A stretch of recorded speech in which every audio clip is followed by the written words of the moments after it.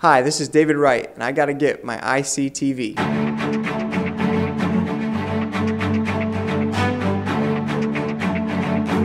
Hello everyone, and welcome back to Inside Iona. I'm Chrissy Bookie. This is the start of the third season, and I'm excited to have Matt here with me in the studio today. Welcome, Matt. Thank you, Chrissy. It's an honor to be here with you. We will continue to keep you updated with Iona's news on campus, along with sports and entertainment. That's right, Matt. So here's a look at what's happening inside Iona. After serving as Dean of the Hagen School of Business for 10 years, Dr. Vincent Coluzzo steps in as the interim provost at Iona College. ICTV spoke to him about his transition. For 75 years, Iona College has been preparing students to move the world. For Iona's anniversary, students had the opportunity to participate in a day of service. Pat Quinn is back on campus. It was time for a campus-wide ice bucket challenge between the students and faculty. ICTV was there for the live action. And as always, Ian Sachs is here to update you on sports with his IC Gales Sports Report. Later on, Maral Kathwari shares some entertainment news that is happening on campus. All this and more in this episode of Inside Iona. I'm Chrissy Bookie, and you're watching Inside Iona.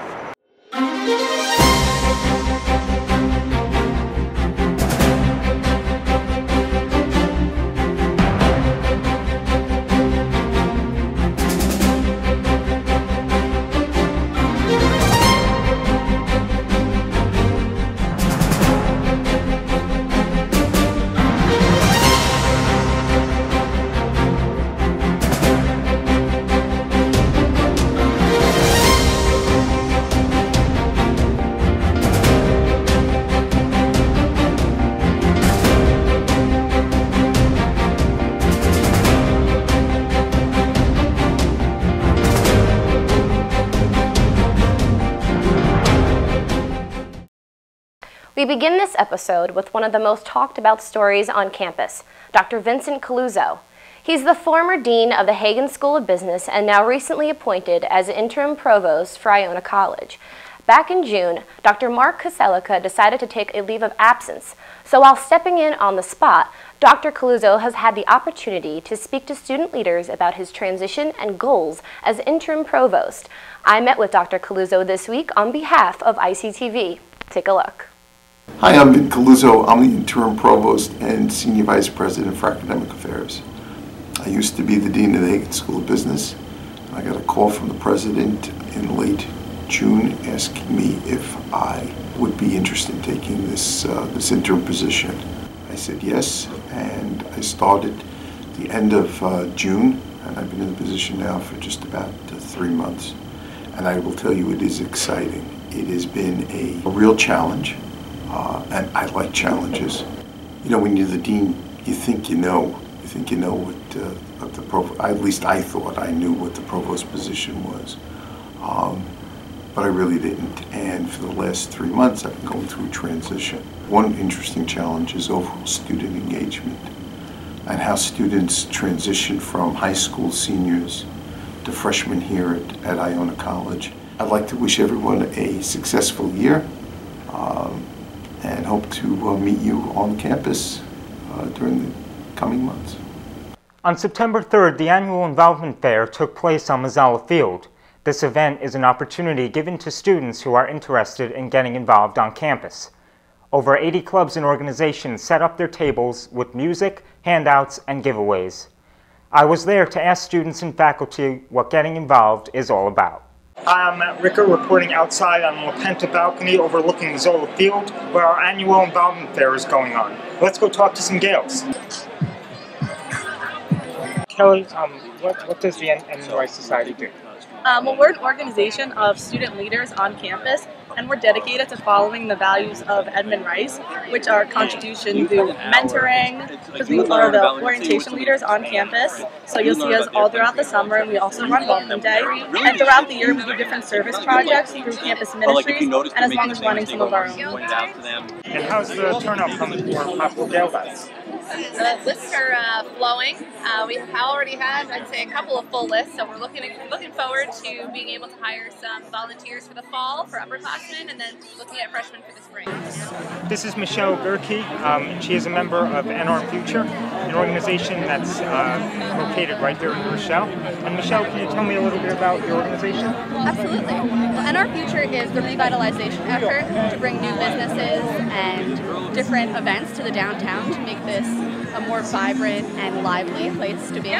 We have 3 campuses in New Rochelle, and I specifically am the millennial outreach individual. So I'm trying to recruit campus leaders from Iona, Monroe, and the College of New Rochelle to engage together and have different focus groups and information sessions to hear what it is that will make them more willing to patronize the downtown and what they would like to see, you know, really help the place. That's it for the Involvement Fair. I'm Matt Ricker. See you next time. September 8th was the academic year convocation sponsored by the Office of the President. Invited was keynote speaker Dr. J. Lenore Wright, professor of philosophy at Baylor. ICTV was there.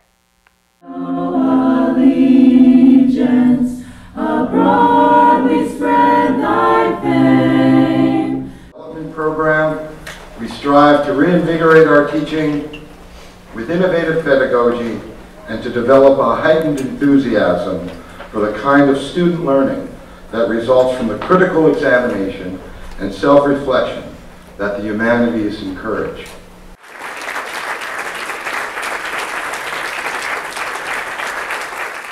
I'd like to thank Dr. Lenore Wright for delivering the invited address this fall and for highlighting the importance of the liberal arts in our history and in our future.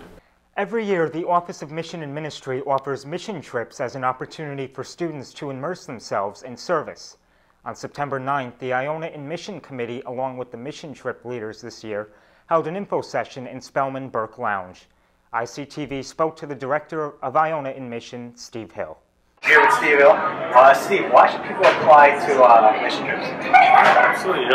Why should they not? I think a service immersion experience with Iona and Mission has a great impact not only on your personal life and how you see the world, to help you hone what and who you want to be for the rest of your life, but also I think it helps make the Iona education make sense.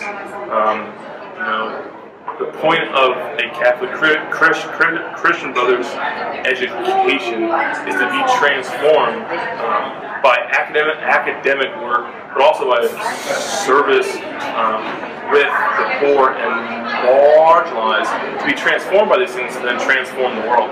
What's your advice for someone new who's applying? For someone new, particularly first-year students or even sophomores, really look at the domestic trip as well as the international trip. Just don't get lost in the flashy name, but really ask yourself, what type of service, what group of people am I called to? Now let's head over to Ian Sachs with your IC Gale Sports Report. Ian? Since the end of last season, a lot has happened in the Iona Athletics Department. The Iona baseball team can add one more name to the impressive list of alumni that have gone on to play professionally. Mariano Rivera III was selected by the Washington Nationals in the 4th round of the MLB Amateur Draft in June. Playing for the Auburn Double Days in upstate New York, Rivera posted 1 win and 5 saves in 33 innings pitched.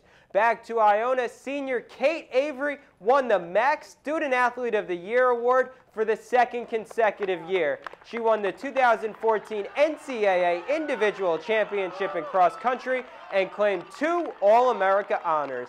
A native of England, she spent her summer competing in Europe and qualified for the 2015 World Championships and 2016 Olympics in outdoor track. But before we get to that next summer, we need to get through this year, which has been ushered in by the fall sports teams starting their seasons. The men's soccer team has been impressive so far. The Gales registered their first win of the season with a 3-1 victory over Stony Brook on September 9th. The Maroon and Gold won their 2nd straight game when they won at Drexel 1-0. You got to be happy as a coach. I think Stony Brook, we didn't play well, but we won. Drexel, we played very well. and we managed to score and win the game. We're just getting even stronger and stronger, you know, like with each game that passes, we, you know, develop a stronger bond.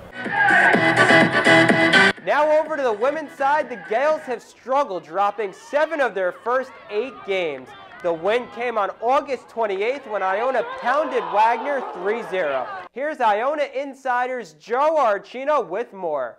Hi, I'm Jersey Joe Archino here at Mazzella Field where the Iona women's soccer team just defeated Wagner 3-0. I'm joined by our resident soccer expert, Antonio Coppola. Antonio, you come into this one, no goals, no wins. You come out of this one with 3 goals and a big win. What was the difference maker in this one for Iona? The biggest difference, Joe, for the Gales was the consistency and the ball possession in the midfield. We saw them control the entire game. Most of the second half was all Iona, and they came out with the 3-0 win. Now, obviously, you found the rhythm you were looking for in this game. You get a couple of goals. The midfield looked good. Possession looked good. How do you continue to plunge ahead with these good positives in the next match? Joe, it's all going to be about consistency. They have a very young team, the Gales. They had 5 freshmen at one point starting in the midfield, only 2 seniors. It's simple. It's got to be consistency and the leadership. They have to step up and just continue on as they did today. We're a young team, and we knew that coming in, so it's just building on from that and just getting more wins. Well, Antonio, you talk about that youth movement. Clearly, that was a big emphasis by the players, by the coaches. When you look at that youth movement, how encouraging is it that you have so many young players that are playing such major roles on this Iona women's soccer team? Joe, it's got to be encouraging. You saw here today with the 3-0 win, 4 or 5 freshmen on the midfield at the same time. We, like you said, we talked to the coaches. They seem to be very thrilled with the result today. We had 2 juniors on the field and 1 senior today, and a transfer 5th year. So we're very young, and the biggest thing from them is, well, we got a goal, which was nice out of Bree. Out of a sophomore, we got another goal, and these are the things that we needed. You know, they're stepping up, and part of that's just feeling free enough to be themselves. They're going to make mistakes. We're going to make mistakes. That's fine. It's, do we have the bravery to go out and do what we know we can do? And again, with 2 seniors on this squad starting, they have to show the ability to lead the team, and we saw that here today with the 3-0 win. Well, you heard it from the man himself, reporting from Mazzella Field. I'm Jersey Joe Archino, here with Antonio Coppola. We'll be back next time, folks. Thanks, guys. The team has lost 3 games by a score of 1-0, falling to Vermont, Towson, and most recently, Columbia. The Gales have 1 more non-conference game before MAC play begins. Speaking of conference play, the volleyball team has already started its MAC schedule. The Gales fell at Ryder in 3 sets. Iona started the season off winning its first 2 non-conference matches, but has since dropped 9 matches. And finally, the Iona Rugby Club team won its first 2 matches in lopsided fashion over Fordham and Rutgers before coming up short against Wheeling Jesuit in the conference opener. When we decided to start hitting them, we were able to start to get ourselves offense. So our whole game is about creating offensive opportunities through defensive pressure. That's it for sports. Back to you. Last week, Iona College remembered the fallen Gales that passed away 14 years ago during the tragedies of 9/11. With a community like Iona, this day is always remembered at Memorial Park in front of Ryan Library with students, faculty, and of course the famous bagpipers. ICTV was there. It's been 14 years since the tragic terrorist attacks that occurred on September 11, 2001. I'm Ral Kethwari, reporting from the 9/11 Memorial Service here at Iona College, where students, alumni, and faculty gathered together to pay tribute to the fallen alumni that died on that tragic day. It's a day that lays heavy in many hearts, and the day America changed forever. Every year since the terrorist attacks that occurred on 9/11, 2001, the Iona College and New Rochelle community joins together at Memorial Park to remember the lives of those tragically taken from the events that occurred, especially those of the 14 alumni and first responders who passed away on that day, and first responders who have died since. A tradition, it's a time for us to gather and mourn and remember our alums, and to really be inspired by the diverse traditions that make up this country, and to pray together. It's important to pray together. You know, the violence of 9/11 leaves us speechless, so all we can do is just ask God to be with us. Prayers and wisdom were offered at the service by many different religious clerics, and the Mission and Ministry Fellowship Choir sang the prayer of St. Francis to commemorate and provide comfort to the families and friends of the loved ones whose lives were tragically taken on that day. I've been to this memorial service since freshman year, and every year I just think it's really nice to come together with different cultures and religions and to honor those who have passed away on September 11, 2001. Dr. Nair, do you remember where you were on 9/11 and how you felt about the tragic events that occurred? Everyone who lived through that day remembers every second of that day. And I was in Texas, and the world stopped. And I saved The Economist magazine that it said the day that changed the world. And without question, this is a day that changed the world and the lives of people around the globe. And I'm pleased that we come together every 9/11 in this park to remember our fallen alums and all those who fell that tragic day. And I'm grateful that so many families come back and alums, students, faculty, and staff come together in prayer to remember that. And tonight the tribute continues in Handprints for Heroes, where students can write a message to a 9/11 hero. Reporting from Iona College, I'm Maral Kathwari. And now here's Maral Kathwari with your entertainment news. It's so great to be back on campus and back in the studio, and I'm super excited for this season of Inside Iona. For starters, a new Miss America has been crowned. Miss Georgia Betty Cantrell was crowned Miss America 2016 on Sunday night. She looked absolutely stunning, performed a song from the opera Madame Butterfly, and she was asked whether or not Tom Brady really cheated regarding the whole Deflategate scandal. Congrats to you, Betty. Iona's annual coffee house kicked off on Wednesday, and many girls were ready to show off their talents. ICTV's Kayla Coughlin went around campus to see what gals were preparing. Hey everyone, I'm Kayla Coughlin.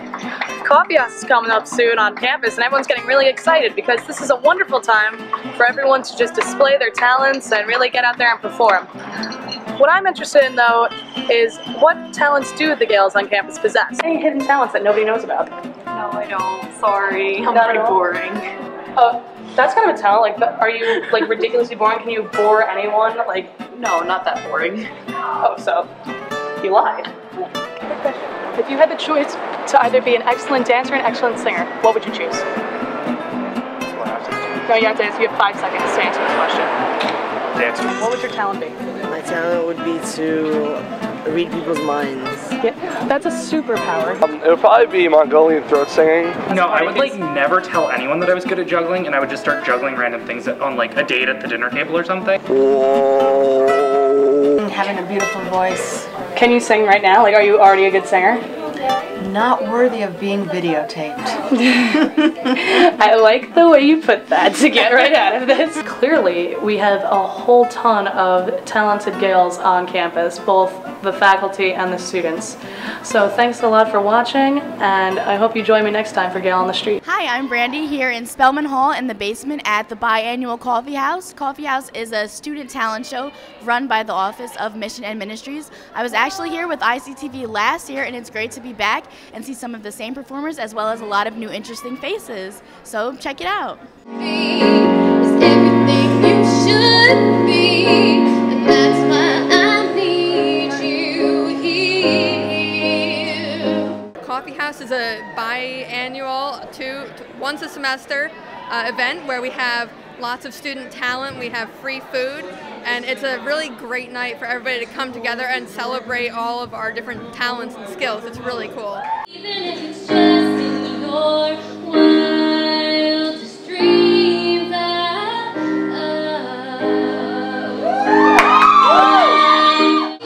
his world will go on turning, a world that's full of happiness that I have never known.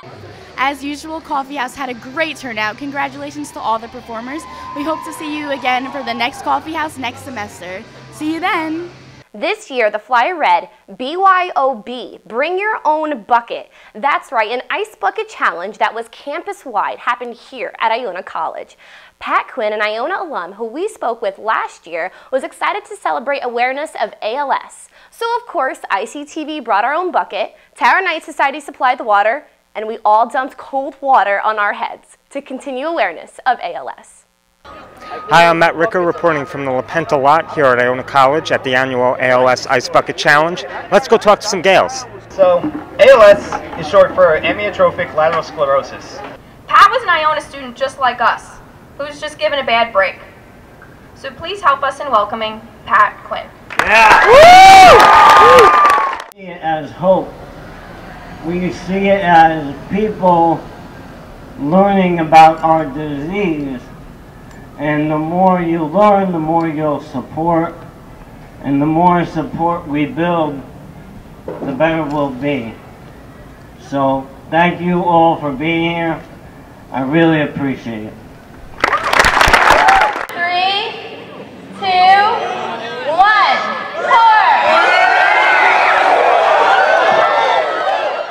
I mean, ALS is a very tough disease. What the Ice Bucket Challenge did was create awareness. It's silly, it's fun, but we're helping people learn about a disease that a lot of people don't know. So the more people learn, the more support we'll build, and the better our fight will be against the disease.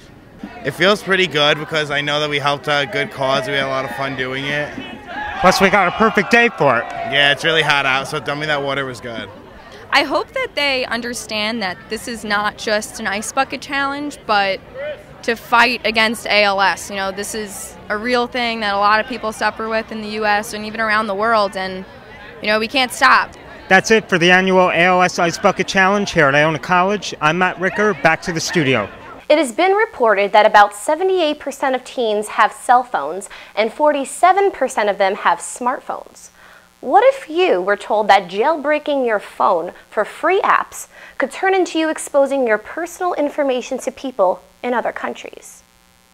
Information such as usernames and passwords, bank account balances, access to pictures and videos from your smartphone camera roll, or even scarier, someone else unlocking your phone through Wi-Fi while you're holding it in the palm of your hand.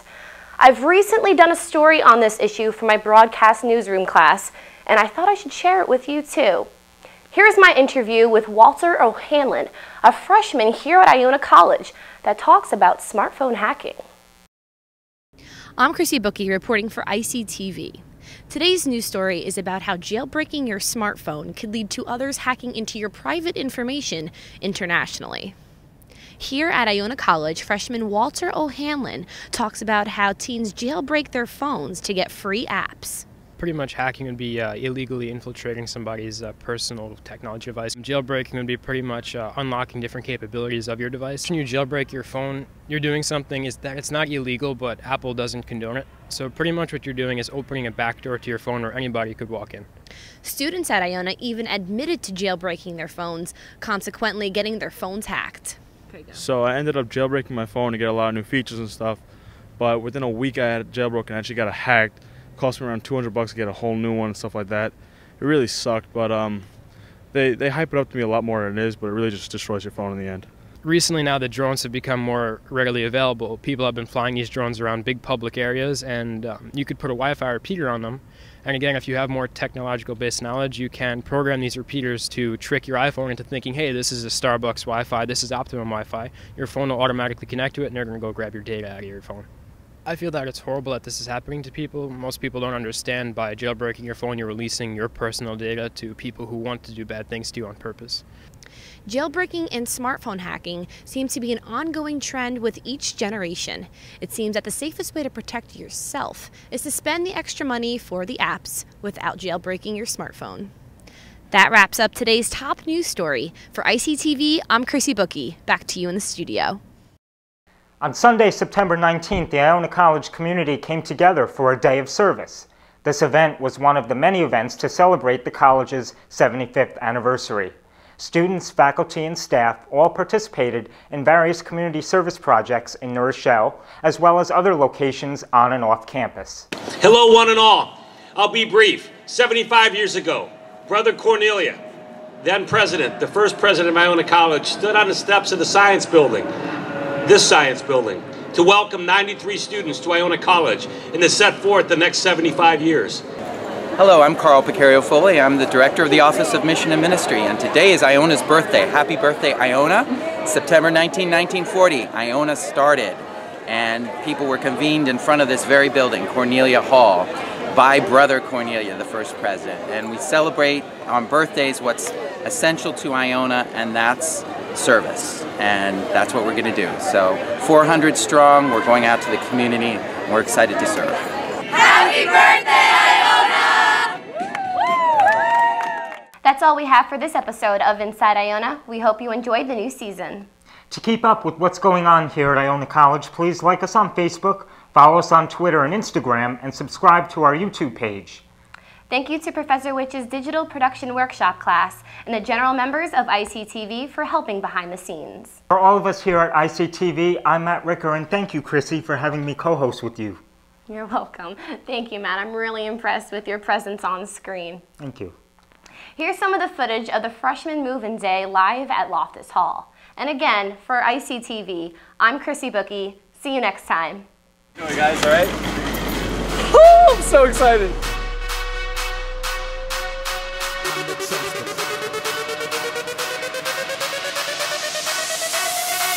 Together, discotheque out.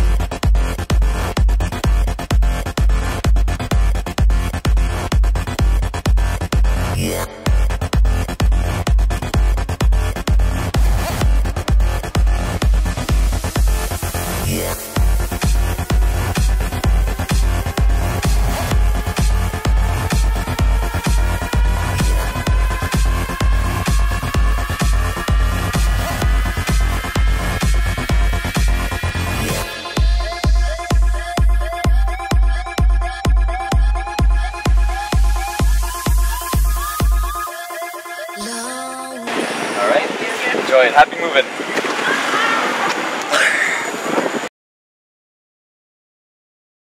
Do we still have a clip of you talking about how your hypoglycemic? You gotta be excited! Alright. This is the third season! To sing just like Beyonce. Just like Beyonce. Yes.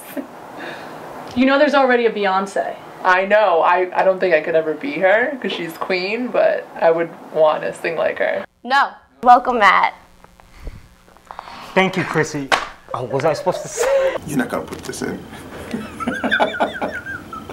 I'm sorry. I am really bad when you have a camera in front of me. At Baylor Interdisciplinary. They're looking for something new and something different, and you would want to be just like someone else. Yeah. Okay. Thank you. Was that good? Yeah, that was great. Disciplinary. Thank you to Professor Witch's Digital Production. And thank you, Chrissy, for having me as co-host on. And thank you, Chrissy, for having me co-host you. And thank you, Chrissy, for helping. Okay.